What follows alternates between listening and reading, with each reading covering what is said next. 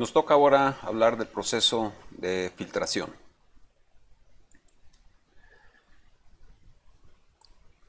Bien, hemos planteado que la pared glomerular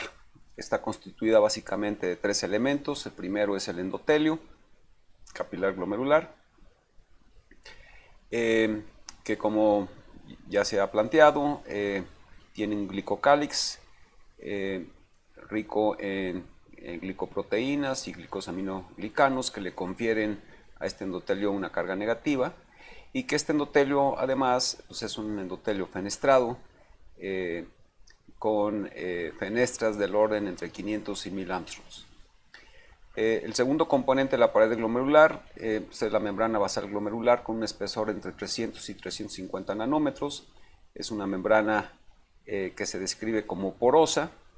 que está constituida fundamentalmente por una malla de colágeno tipo 4, la mielina y entactinas, así como paransulfato y glicosaminoglicanos que nuevamente le confieren también una carga de superficie negativa. Y finalmente el epitelio visceral de la cápsula Bowman, constituido en esencia por los podocitos. Dichos podocitos tienen prolongaciones denominados pedicelos, que nuevamente tienen glicosaminoglicanos con carga negativa, y entre estos pedicelos que están interdigitados pues existe una hendidura que está ocupada por un diafragma tipo escalera y que definen o participan en determinar el tamaño de las moléculas que pueden permear a través de esta membrana o de esta pared glomerular. Bien, ahora voy a hablar del concepto de TFP de solutos. Este concepto es útil porque nos permite, entre otras cosas, el poder definir qué solutos son libremente filtrables y cuáles no. Bien, el cociente TFP no es otra cosa más que un cociente entre la concentración en el líquido tubular, TF, tubular fluid, de hecho TF es la expresión sajona de líquido tubular, dividido entre la concentración plasmática, que sería la P. Si tomamos este esquema y metemos una micropipeta para poder determinar la concentración, por ejemplo, sodio al principio o al inicio de la cápsula Bowman, entonces encontraremos que la concentración en el líquido tubular de sodio es aproximadamente 145 miliequivalentes por litro. Si ahora introducimos otra micropipeta y tomamos una micromuestra para medir la concentración de sodio en el plasma, entonces encontraremos que también tiene una concentración de 145 miliequivalentes por litro. De manera entonces que el TFP de sodio sería en esencia 145 sobre 145, y este cociente da un resultado igual a 1, lo cual significa que es libremente filtrable. Si por el contrario encontráramos que la concentración a nivel al inicio del tubo proximal, es decir, en la cápsula Bowman, fuera de 120 miliequivalentes por litro, entonces este cociente sería menor que 1, y eso pues implicaría que el TFP, al ser menor de 1, para este soluto, entonces no sería libremente filtrable. Con base en ello, entonces, en este primer diagrama tenemos en las abscisas el radio molecular de diferentes sustancias, y en las ordenadas tenemos el TFP correspondiente. Y como podemos ver, el agua, la glucosa y el cloruro de sodio tienen TFPs muy cercanos a 1, o prácticamente 1. Otra molécula que nos podría interesar es, por ejemplo, inulina, y si vemos en esta tabla, vemos que la inulina tiene un TFP de 0.98, entonces dirían, bueno, pues entonces no es libremente ultrafiltrable. El punto es que este punto 98, este valor de punto 98 puede estar representando, entre otras cosas, un cierto error de medición, y para fines prácticos consideramos que esto es un 1. Bien, si seguimos avanzando en esta figura, vemos por ejemplo que la mioglobina ya muestra un TFP de 0.75, lo cual indica que ya no es libremente filtrable, y conforme vamos progresando en esta curva, vemos que los TFPs van descendiendo rápidamente. Para el caso de hemoglobina y de albúmina, estos TFPs andan en el orden de 0.03 o 0.01. De manera entonces que se plantea que todos aquellos solutos con un peso molecular menor a 5000 o un radio efectivo menor a los 15 Armstrongs, en esencia son solutos que se filtran libremente. De ahí en adelante, si vemos los pesos moleculares de la mioglobina, de la ovoalbúmina, de la hemoglobina o de la ceroalbúmina van creciendo, los radios efectivos también van aumentando y el TFP se va reduciendo hasta llegar a un punto como el caso de ceroalbúmina, que es muy pequeño. Entonces decimos que el filtrado glomerular es un filtrado constituido por solutos o solventes que son libremente filtrables, como son el agua, los iones, la glucosa y la urea, constituido también por solutos como los coloides y las proteínas que tienen una filtración, y los lípidos que tienen una filtración limitada, y elementos celulares que no tienen o no es posible que se filtren. Y entonces sí hemos dado esta circunstancia que el filtrado glomerular es un ultrafiltrado de plasma con pequeñas concentraciones de proteína y lípidos y ninguna célula. Bien, la barrera de filtración, hemos dicho, pues está determinada tanto por el endotelio capilar fenestrado como por la membrana basal y los espacios que dejan los peldaños del diafragma tipo escalera. Ya decíamos cuando expusimos la anatomía funcional que aunque en esta figura parece haber que entre las hendiduras existe una estructura que impediría el paso de cualquier soluto, la realidad es que esto es un artificio de corte y que realmente este diafragma, que está fundamentalmente constituido de una buena cantidad de proteínas de diferente tipo, en esencia, este diafragma, básicamente lo que ustedes pueden ver aquí en esta zona naranja, es lo que realmente está constituido de nefrina, son multitud de moléculas que están perfectamente ordenadas, mientras que lo que viene a ser la escalera está en principio constituido, vamos a decir así, que los escalones están constituidos de alfa-actinina 4, mientras que los largueros de la escalera están constituidos de actina. Y como pueden ver en esta figura, en principio los pedicelos en principio recubren a esta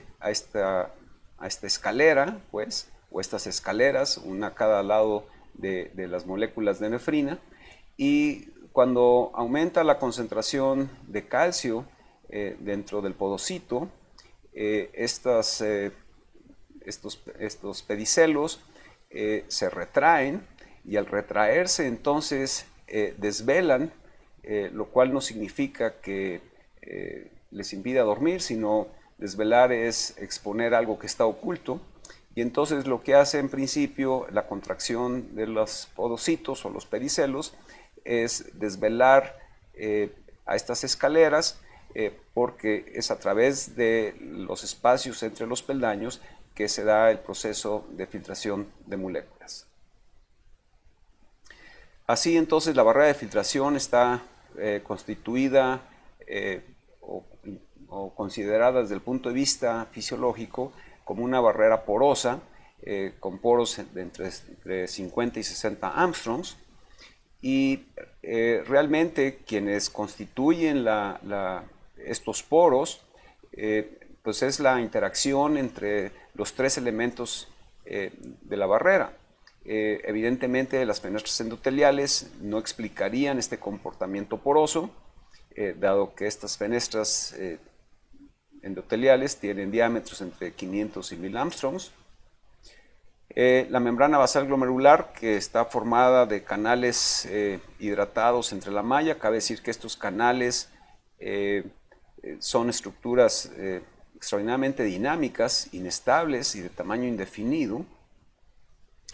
Y finalmente, el elemento que realmente constituye una formación porosa, pues es el espacio entre peldaños en los diafragmas tipo escalera, que, como decíamos, para ser expuestos estos espacios entre los peldaños, se requiere de que los podocitos se contraigan. De suerte entonces que la estructura porosa fundamentalmente depende tanto de la membrana basal glomerular como de los espacios entre peldaños. Cabe recordar que las tres capas que conforman la barrera glomerular tienen en su superficie cargas negativas, lo cual tiene importantes implicaciones fisiológicas. Con base a ello, entonces, donde incide específicamente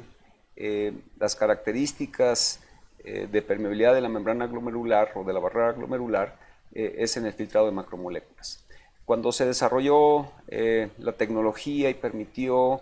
el poder elaborar moléculas esféricas de diferente radio efectivo, y además se pudo cargar o catiónicamente o aniónicamente estas esferas, o dejarlas en condiciones neutras desde el punto de vista eléctrico, entonces esto permitió evaluar los TFPs de cada una de estas sustancias. Veremos que en el caso de los dextranos neutros, estos dextranos, conforme aumenta el peso, el radio efectivo, lo que sucede es que el TFP se va reduciendo progresivamente. Por el contrario, si comparamos los TFPs para los dextranos catiónicos o los dextranos aniónicos, por ejemplo, para el caso de radios efectivos de 30 angstroms, por ejemplo, entonces se observará que el dextrano catiónico se filtra más fácilmente que el dextrano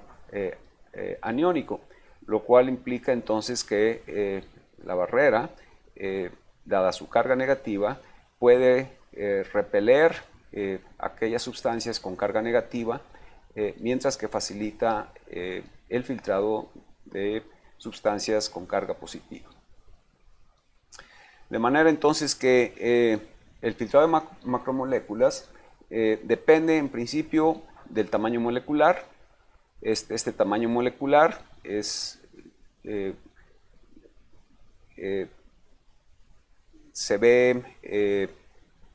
es importante porque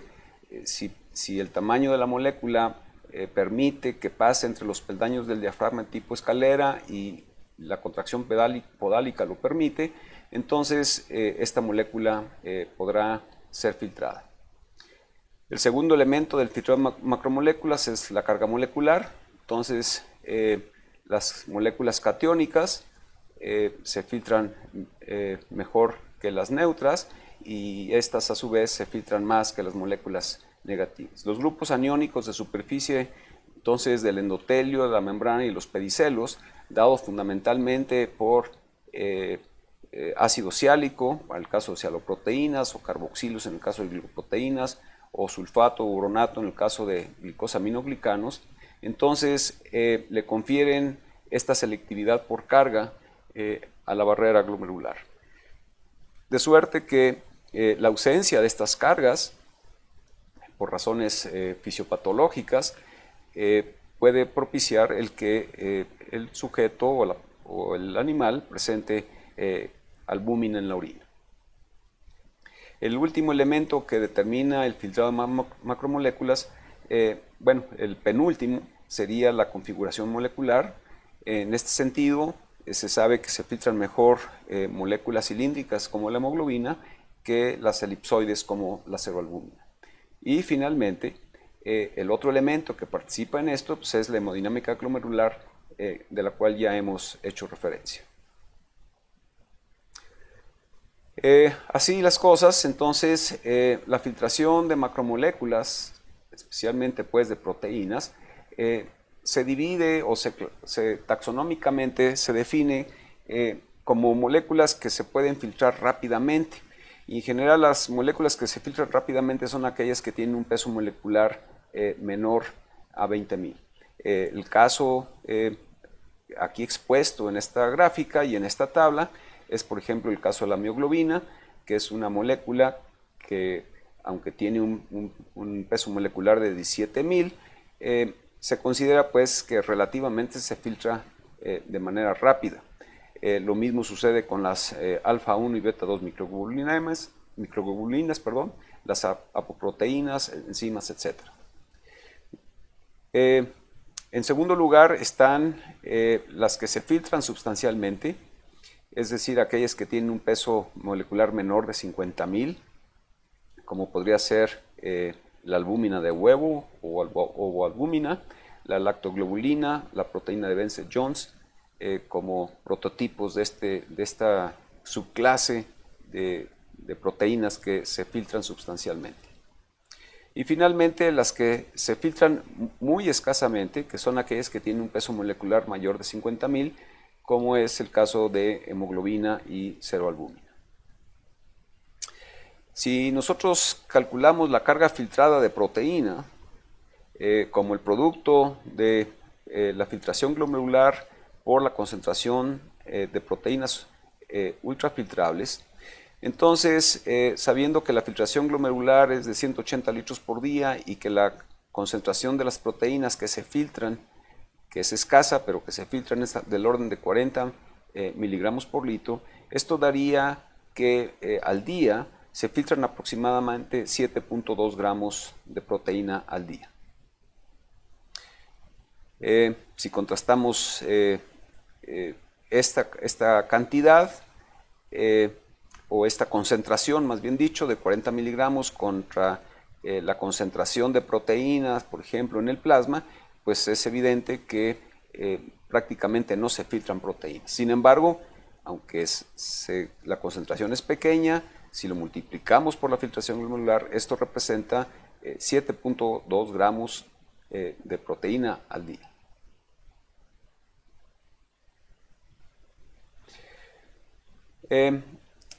Finalmente, hay que platicar sobre qué factores modifican el coeficiente de ultrafiltración. Bueno, disminuyen el coeficiente de ultrafiltración factores como la actividad nerviosa simpática eferente renal, la angiotensina 2, hormona antidiurética, tromboxanos, leucotrienos, endotelina 1 y otro elemento que fisiopatológicamente modifica el KF pues es la enfermedad glomerular. Esto lo hace fundamentalmente por disminuir la conductividad hidráulica o por disminuir el área de filtración, mientras que hay factores que aumentan el KF. De manera relevante, factores que aumentan el KF son la prostaglandina E2, el péptido natriurético auricular, el óxido nítrico, la dopamina, acetilcolina. Por otro lado, el mesangio glomerular, del cual ya hemos platicado, se ve influenciado por compuestos circulantes. Y estos compuestos circulantes, como son la angiotensina 2, leptina, hormona antidiurética, aldosterona, péptido natriurético, definen el estado de contracción de las células mesangiales y por lo tanto el área de filtración. Ya decíamos que las células mesangiales vienen a constituir los esfínteres precapilares a nivel renal. Por otro lado, los factores de crecimiento, específicamente el factor de crecimiento epidérmico, el transformante beta, el vascular endotelial y angiopoietina, son factores que promueven la proliferación de células mesangiales y expanden la matriz mesangial, lo cual induce a que disminuya el KF. ¿Qué modifica el estado de contracción de los podocitos? Bueno, quiero insistir en que la contracción de los podocitos define el número y el tamaño de los espacios entre peldaños en el diafragma tipo escalera, y si se contraen por activación del sistema renina-angiotensina local renal o por endotelina, por ejemplo, esto hace que aumente la conductividad hidráulica, pero a la vez disminuye la selectividad de la barrera glomerular. Bien, hablaremos de la carga filtrada. Ya hemos hecho referencia a esto. La carga filtrada es la cantidad de sustancia, masa, que atraviesa la barrera glomerular en la unidad de tiempo, y como toda buena masa, es el producto de la concentración por volumen, aquí en términos volumen por unidad de tiempo, que representa flujo, y este flujo en estas condiciones representa pues la filtración glomerular. De manera que si yo quiero conocer la carga filtrada de solutos libremente filtrables, lo que tengo que hacer es multiplicar la concentración plasmática de la sustancia de interés por la filtración glomerular, y esto me permitirá tener la carga filtrada de dicha sustancia. Para el caso de solutos con cierta unión a proteínas y que por lo tanto no son libremente filtrables, entonces para obtener la carga filtrada de dichas sustancias yo necesito multiplicar la concentración plasmática de esta sustancia, multiplicarla por la filtración glomerular y luego multiplicarla por la fracción libre de la sustancia. El caso típico de solutos con cierta unión a proteínas y que por lo tanto limita el que sean libremente filtrables, pues es el caso de calcio, magnesio, bilirrubina y hormonas hidrofóbicas. Es por demás decir que la carga filtrada, a final de cuentas, tiene, como es una masa que se transporta en la unidad de tiempo, pues tiene dimensiones de microequivalente por minuto, miligramo por minuto, milimolas por minuto. De hecho, ya habíamos hablado sobre la carga filtrada, el concepto de carga filtrada, cuando analizamos en la descripción fenomenológica de la función renal la situación de la capacidad funcional renal normal. Y planteábamos que de la urea, en ese caso, que ingresaba al riñón, que era 180 miligramos, una porción de ella era filtrada, y para calcular la cantidad que era filtrada, lo que hicimos fue multiplicar, en principio, la filtración glomerular, 120 mililitros por minuto, por la concentración plasmática de urea, que es